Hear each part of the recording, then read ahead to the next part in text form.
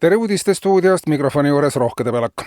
Majandusministeeriumis sai kooskõlastuse Rail Balticu matkaraja projekt, mis ühendab 3 Balti riigi pealinnad ja vahepeal läbib nende riikide looduskauneid kohti. Rahalisi vahendeid matkaraja ehitamiseks on piisavalt ja projekt valmib 2 aasta jooksul. Kõikjale, kuhu pidid tulema viaduktid, sillad ja muud raudteetrassiga kaasas käima pidanud rajatised, pannakse infotahvlid, milledelt saab huviline näha, mis kõik õnneks ehitamata jäi ja mis kõik jäi üles kaevamata, maha raiumata, kruusaga täitmata. Matkaraja ääres on telkimisplatsid ja kempingukohad ja loodushariduskeskused, kus inimesed saavad looduskaitseteemalisi loenguid kuulata ja õpitubades kaasa lüüa, et ennast harida ja saavutada rahvana taas selline eluhoiak, mis ei väärtustaks enam ainult raha, vaid ka neid väärtusi, mida raha eest osta ei saa, ütles Majandusministeeriumi ametnik, kes seejärel ärkas ja lisas, et nägi unes veel sedagi, et Martin Helme ja Kaja Kallas ratsutasid üheskoos loojangusse.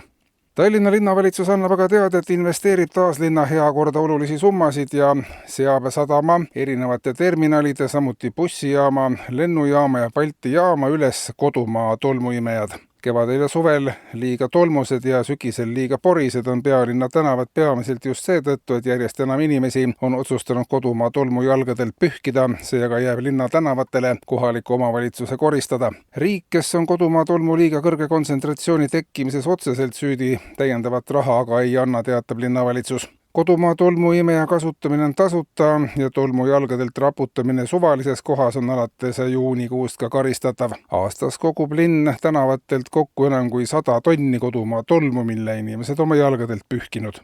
Valitsus annab teada, et on täiel määral teadlik paljude riigis elavate inimeste raskest majanduslikust olukorrast, ent inimeste abistamine on seni seisnud valitsusest otseselt mitte sõltuvatest asjaoludest. Praegu ootab valitsus juba mitmendat kuud Brüsseli seisukohta riigiabi osutamisest elanikkonnale. Valitsus on ammu tahtnud inimesi aidata, kuid pole kindel olnud, kas Brüssel selleks ka loa annab. Elanikkonnale osutatav riigiabi võib panna Eesti inimesed nimelt teiste Euroopa inimeste ees eelisseisu ja valitsusel on olemas siiras soov inimesi aidata. Vastus, kas tohib aidata, tuleb aastal 2047.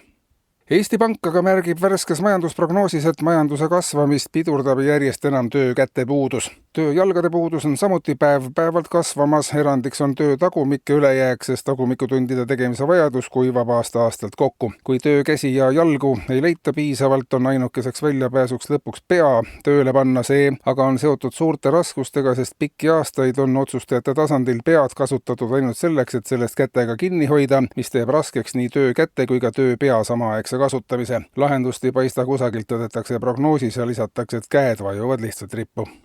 Ja lõpetuseks politsei poole pöördus eile keskpäeval meeskodanik, kes oli pool tundi varem Balti jaama turul saanud tõuke tegelemaks purjespordiga. Mehe sõnul selgus hiljem, et kasutamiseks sobis napilt veerand saadud tõukudest, ülejäänud tõugud olid uimased või üldse liikumatud. Tõuke andnud mees aga koos rahaga on kadunud. Politseil on palve, kui keegi saab lähiajal veel tõuke tegelemaks ühe või teisega, siis sellest politseile koheselt ka teada anda. Eetris olid uudised.